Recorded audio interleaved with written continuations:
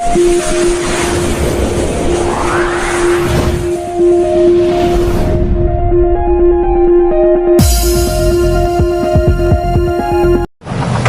जनता party की लोकसभा प्रत्याशी doctor Anurag Sharma की नामांकन सभा को संबोधित करने झांसी आए उत्तर प्रदेश के उप मुख्यमंत्री केशव प्रसाद मौर्य ने इंडिया गठबंधन के सपा कांग्रेस सहित बसपा को आड़े हाथों लिया।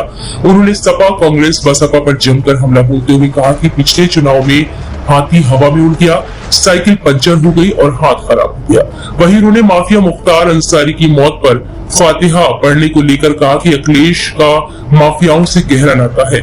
जिस गाड़ी में सपा का झंडा उस गाड़ी में बैठा गुंडा। उन्होंने भारतीय जनता पार्टी के प्रत्याशी को भारी मतों से विजयी बनाने की अपील की।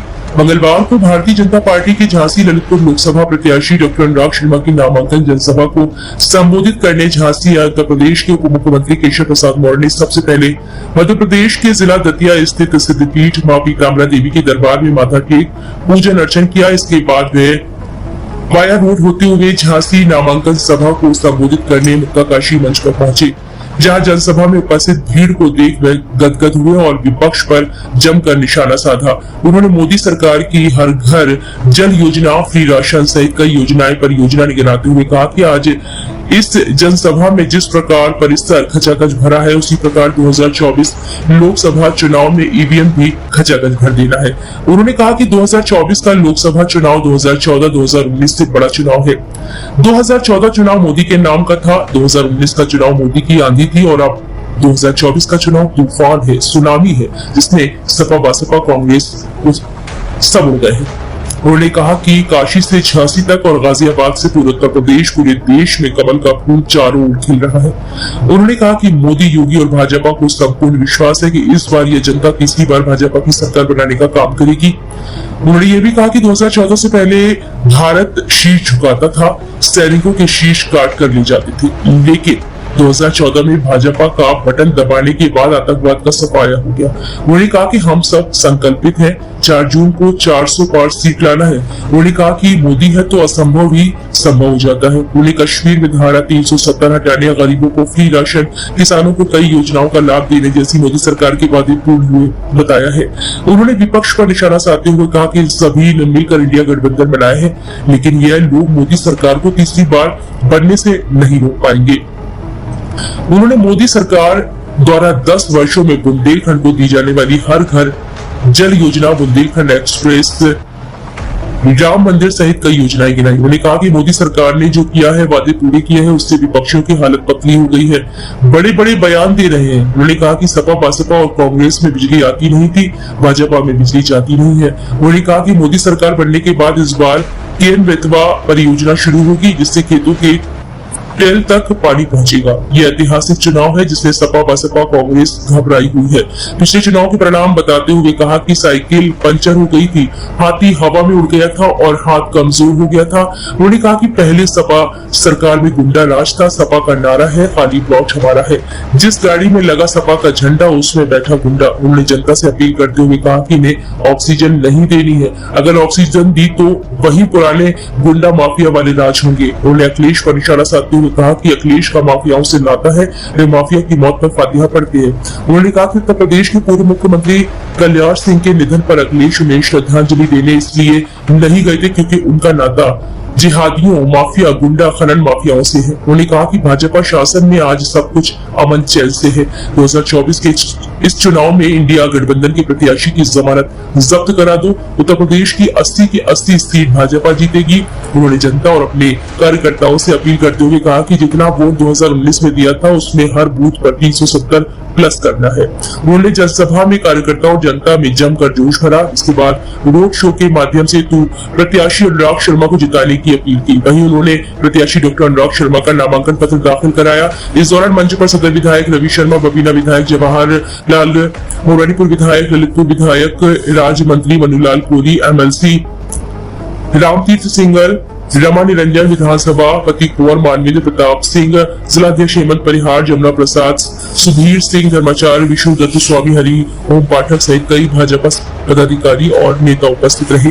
भीषण गर्मी में जिस प्रकार से कार्यकर्ताओं का, समर्थकों का जनसैलाब उमड़ा है, मुझे पूरा विश्वास है श्री अनुराग शर्मा जी झांसी लोकसभा में 2014 और 19 का जो रिकॉर्ड है उसको तोड़ करके नया रिकॉर्ड बनाएंगे और 4 जून को जो 400 पार का लक्ष्य है उसको पूरा करने में बुंदेलखंड आगे रहेगा।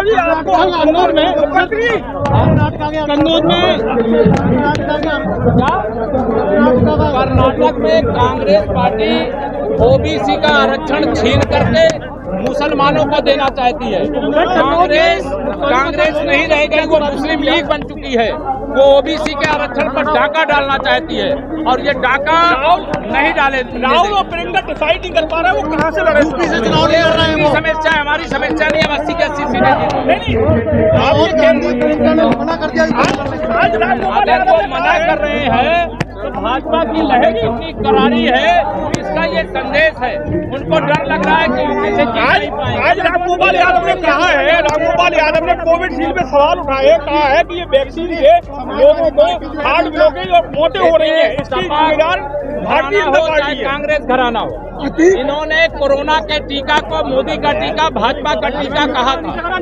जनता ने कमल का टीका लगा करके उनका इलाज कर दिया। अगर वो ये बोले हैं तो ये समझ लीजिए कि ये देश के वैज्ञानिकों का अपमान किए हैं और जिन वैज्ञानिकों ने तपस्या करके दुनिया भर से हमें वैक्सीन लाना पड़ता था, अपने देश में तैयार किया है, उसका स्वागत अभिनंदन करने की जगह, उनका मनोबल बढ़ाने की जगह, ये जो देश जिस क्षेत्र में आगे बढ़ता है उस क्षेत्र में जो काम करता है उसका अनादर।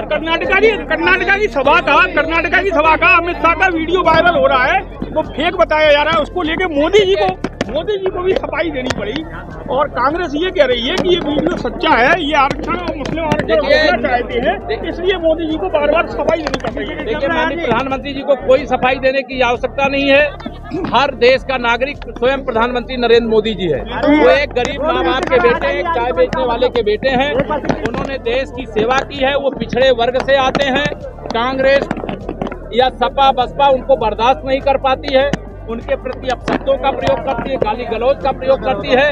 लेकिन उनकी गाली का जवाब मैं लोगों से अपील करता हूँ, गाली से मत देना। कमल का बटन दबा करके मोदी जी को तीसरी बार पीएम बना। कन्नौज से क्या फर्क पड़ता है? कन्नौज में अखिलेश यादव जी हार रहे हैं, मैनपुरी में डिम्पल यादव जी हार रही हैं और यहाँ अमेठी और बरेली में गांधी खानदान जो बहुत ही समझता था, बता रहे हो लड़ने नहीं आ रहा, मुझे मालूम नहीं है, लेकिन अगर लड़ने आवे तो हराने का मजा ही कुछ होगा। अच्छा, अरे विधायकगण, सारे जनप्रतिनिधिगण, हम लोग आज 3 सेट फाइल करके आए हैं। उन सबके साथ, उनके सहयोग के साथ आज 3 सेट फाइल करे गए हैं। उससे पहले विशाल जनसभा थी जिसमें हमारे आदरणीय उप मुख्यमंत्री जी केशव प्रसाद मौर्य जी आए थे, अपने आशीर्वाद मुझे देने आए थे और झांसी की जनता को आह्वान करने आए थे कि एक बार फिर मोदी सरकार। संजय जी, क्या लगता है आपकी समाजवादी पार्टी से फाइट हुई इस बार?